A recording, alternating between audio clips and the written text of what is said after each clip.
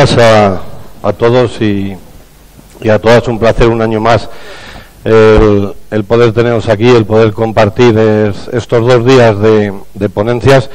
Yo creo que, como decía Enrique, ¿no?, cada vez, aparte que va siendo también más complejo, ¿no?, los temas que vamos a ir contando, los ponentes, nos encontramos ya con 7 años, a una media de 20 ponentes, ¿no? Como veis, intentamos, aunque veis que hay alguno que vamos repitiendo, ¿no?, aparte por la propia organización, porque son gente que ha hecho, después de haber hecho una ponencia, nos voy a contar cosas interesantes que ha hecho, pero quizá lo que sí que destaca es eso, ¿no? Cada vez tenemos más peticiones de gente que está haciendo cosas interesantes que las va poniendo en marcha, ¿no?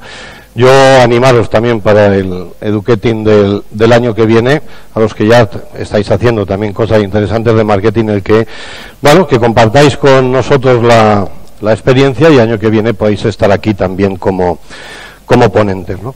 Bueno, yo realmente este año yo no quería hacer ponencia, quería hacer un poco como apertura, ¿no? Realmente el contar un poco, ¿no?, lo que yo pensaba de lo que han sido también estos 7 años de Educating, y bueno, introducir un poquito quizá el tema de este año, ¿no? Yo creo que este año hemos querido seguir manteniendo el tema de captación y el tema de fidelización, puesto que ahora mismo sigue siendo quizá el caballo de Troya que tenemos los centros, y más en los próximos años. Yo voy a intentar no ser excesivamente deprimente en la conferencia, sino al revés, ¿no?, transmitir el que tenemos que hacer las cosas distintas, porque vienen también un poquito mal dadas en los próximos años, ¿no?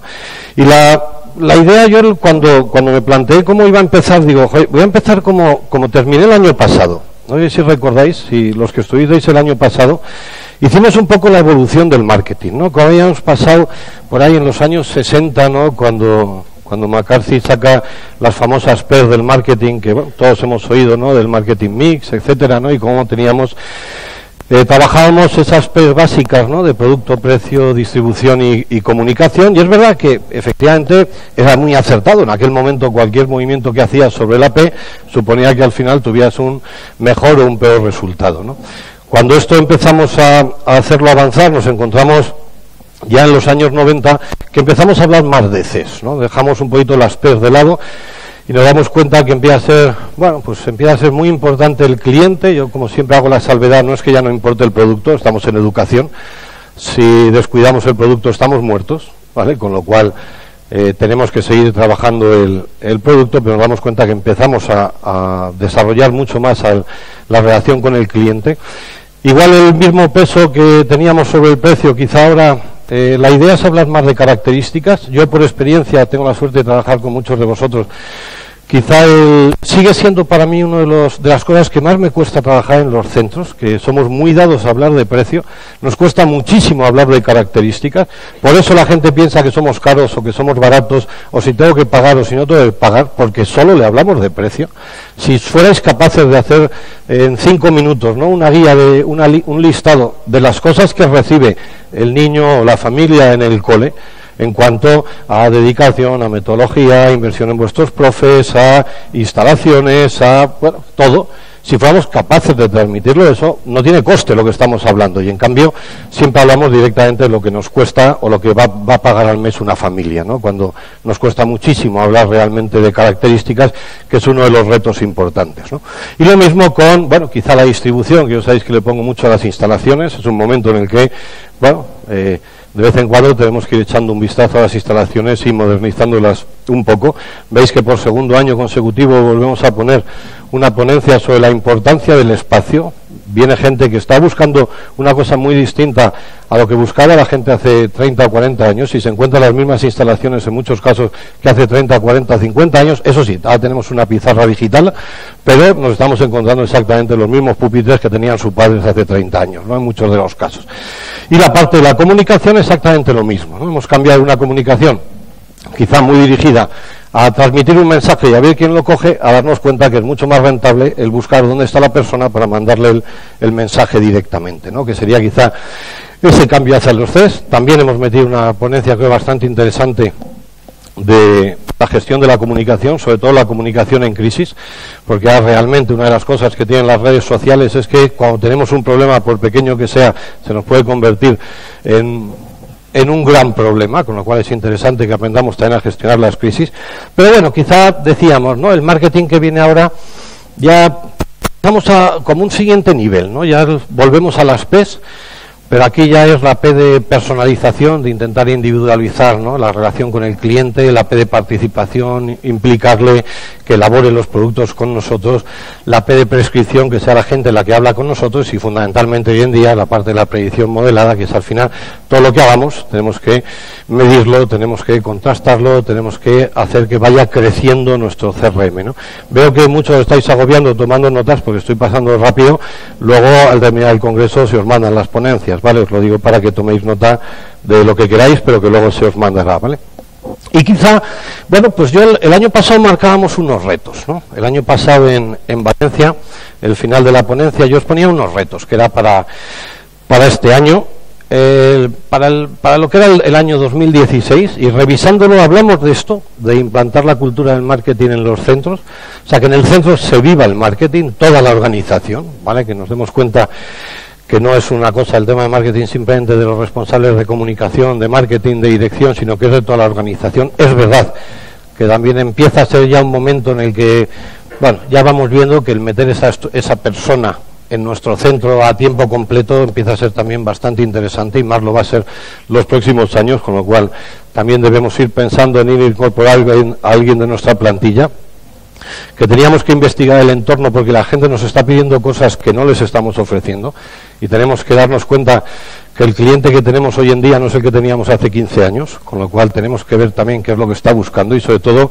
qué es lo que está ofreciendo la competencia. Tenemos una ponencia también de la importancia de la investigación, el Mystery Shopper, qué nos aporta realmente el conocer a fondo lo que está haciendo nuestra competencia para ver también lo que estamos ofreciendo nosotros, y sobre todo que sea la base, ¿no?, de la diferenciación y el posicionamiento. Tengo que ser capaz de ofrecer algo distinto a los demás, tengo que ser capaz de destacar en algo. Si ofrezco lo mismo que los demás, la decisión de una familia será por precio, será por cercanía, con lo cual estoy también con cierto problema si la zona me ha viejado o si las familias que tengo en esa zona son de una característica determinada, ¿no? Con lo cual tenemos que trabajar también en qué soy bueno y qué puedo hacer mejor que los demás. El trabajar la comunicación efectiva y afectiva, o sea, el utilizar los medios para que los mensajes lleguen donde tenga que llegar, y quizá el poner un poco más de corazón en todo aquello que comunicamos, que seamos capaces de transmitir emociones, de transmitir ilusiones. El empezar a trabajar en marketing de contenidos, muchos ya lo estáis haciendo bien a través de los blogs, a través de las aportaciones que hacéis también en redes sociales, de la generación de información, ¿no? Y hemos aprendido ya casi, como decía yo, ¿no?, ya hasta etiquetar las fotos que subimos a la web, en lugar de poner la foto 1, ya ponemos colegio no sé qué y tal, para que nos posicione también, ¿no? Mejorar los procesos comerciales. 2 ponencias hoy hablarán de procesos comerciales, ¿vale? ¿Qué hacemos cuando recibimos a una familia? ¿Qué le contamos? ¿Cómo hacemos el seguimiento? ¿Cómo terminamos haciendo un cierre con esa familia? Y sobre todo, y lo más importante, que también nos lo seguimos dejando, es una vez que se ha matriculado, el mantener ya un contacto con ellos, ¿no? Lo que llamamos el acompañamiento. Hay veces que parece que porque se ha matriculado en el mes de febrero, hasta el mes de julio no le mandamos una carta diciendo el 1 de septiembre te puedes incorporar en tal aula y ya puedes venir a por los libros, ¿no? Bueno, pues desde el mes de febrero, marzo, hasta el mes de junio, a esa familia le tienen que seguir pasando cosas con nosotros, e incluso ser ya un prescriptor que venga acompañado a nuestro centro con gente que luego se pueden matricular también, ¿no? Con lo cual no termina el periodo de matrícula los días de prescripción, sino que las familias nos pueden seguir trayendo más alumnos hasta que empecemos el curso, ¿no? De igual manera, el trabajo del marketing emocional, que nuestra marca llega al corazón de los clientes, no a la cabeza. A la cabeza es fácil, ¿vale? Nos gastamos una fortuna en publicidad para repetir el nombre del colegio 850 millones de veces, ponemos todos los autobuses, todos los MUPIs de la ciudad, hacemos todo y todo el mundo se va a acordar de nosotros. Vale, lo difícil es conseguir que nuestra marca llegue al corazón, y eso son experiencias, a la familia tiene que pasar algo con nosotros, cada vez que tiene un contacto con nosotros, tiene que pasar algo que lo recuerde con cariño y con agrado para él y para su hijo, ¿no? Y el último punto que poníamos el año pasado, que era el smart, una palabra que se está poniendo ya bastante de moda, que es la mezcla de la venta y el marketing. Creo que ese es el reto quizá más importante, el darnos cuenta que ya no van a venir a nuestra puerta porque, digamos, hemos abierto matrícula o les cuesta venir, sino que tenemos que darnos cuenta que llega un momento en el que tenemos que salir nosotros a vender. Tenemos que ir a hacer acuerdos con escuelas infantiles, tenemos que ir a hacer acuerdos con empresas para sus empleados, sus desplazados, etcétera. Nos toca ahora salir. Por eso os decía, cuando tenemos la posibilidad de contratar a alguien para que empiece a llevar el tema de marketing, no es simplemente que dé información los meses de matrícula. Es que durante todo el año está visitando familias, está visitando empresas, está visitando escuelas infantiles, está haciendo eventos, está recibiendo a las familias en los eventos. O sea, nos sale muy rentable, porque luego también tenemos la posibilidad de vender actividades extraescolares, de sacar productos nuevos que vamos detectando que también nos puede servir, ¿no? Con lo cual la implantación del S-Marketing es una cosa que también dijimos el año pasado que ya debíamos empezar, y espero que hayáis empezado también con ese tema, ¿no? Entonces, no sé, estos eran los retos, ¿eh? Ahora cada uno, por lo menos los que vinieron el año pasado, muy buenas, los que vinieron el año pasado, por lo menos, tendrán que hacer una evaluación, pues esto es lo que nos comprometimos, que queríamos cambiar este año, ¿vale? Quizá tendríamos que pensar un poco cómo se nos presenta el 2017, un año en el que, bueno, pues, no sé, están pasando cosas, ¿no?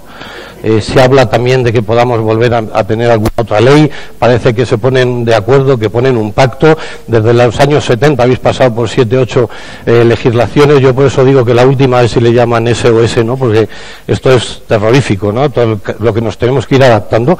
Pero bueno, tenemos que estar pendientes a ver qué va a pasar ahí, de movimientos, de ratios, de cambios.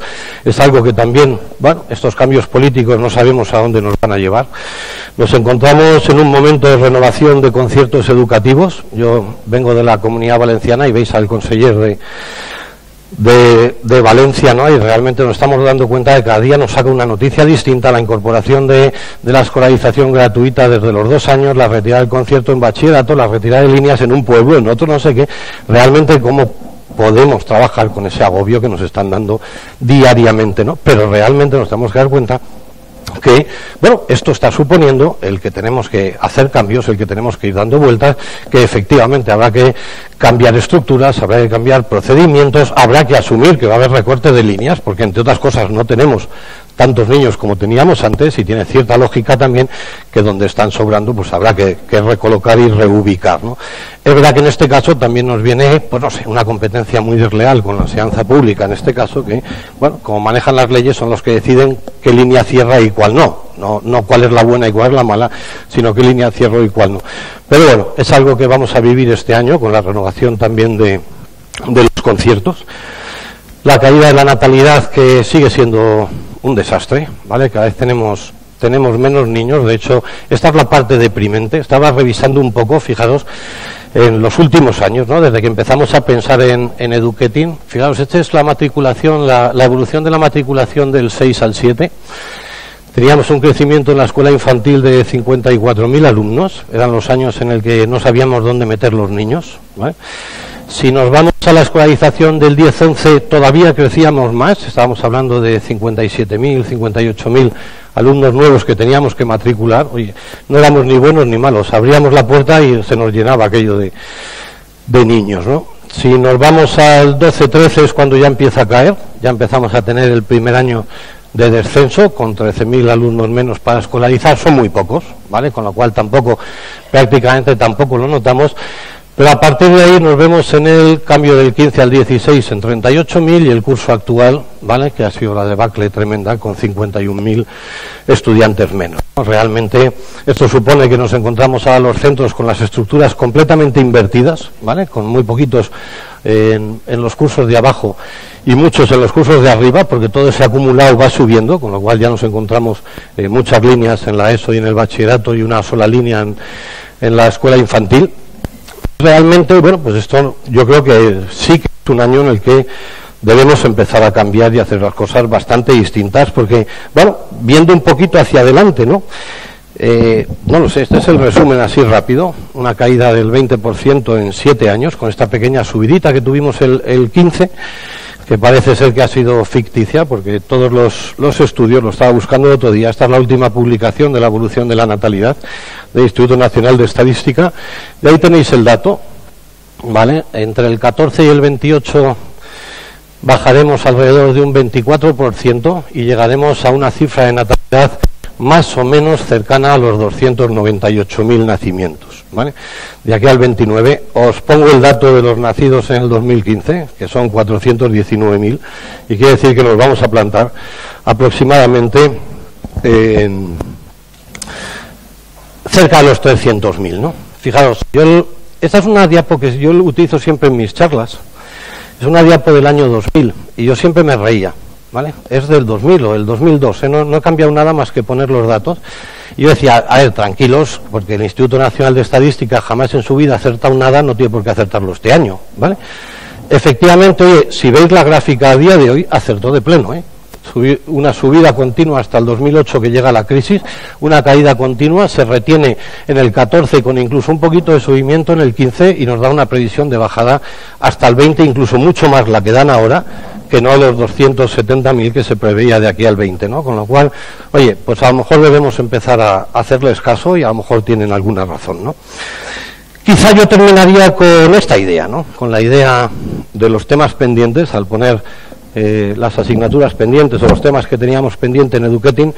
Bueno, yo presentaría esto, ¿no? Yo he intentado en estos 7 años de Eduquetin hacer un resumen, ¿no? De cómo hemos cambiado, cómo ha evolucionado el marketing 1.0 al 2.0 al 3.0. Y bueno, quizá hace 7, 8, 9, 10 años toda la orientación que teníamos en el cole era hacia la calidad del producto, hacia el precio, iba toda nuestra comunicación muy a la razón, tenemos la ISO, tenemos no sé qué, ¿vale? Muy a despertar el interés a través de la calidad del producto, una comunicación, una base de marca quizá muy práctica. En el marketing 2.0 ya hemos estado hablando, ¿no? De mucho más la orientación al cliente, la atención, dirigirnos al corazón, generar emociones. Quizá el siguiente punto, ¿no? Hacia donde estamos yendo ya con el marketing 3.0, que es avanzar un poquito más, ¿no? Quizá ya hablar incluso de fans, porque los necesitamos, ya no simplemente que tengamos clientes y satisfechos, sino gente que salga afuera y hable bien de nosotros para que nos traiga más.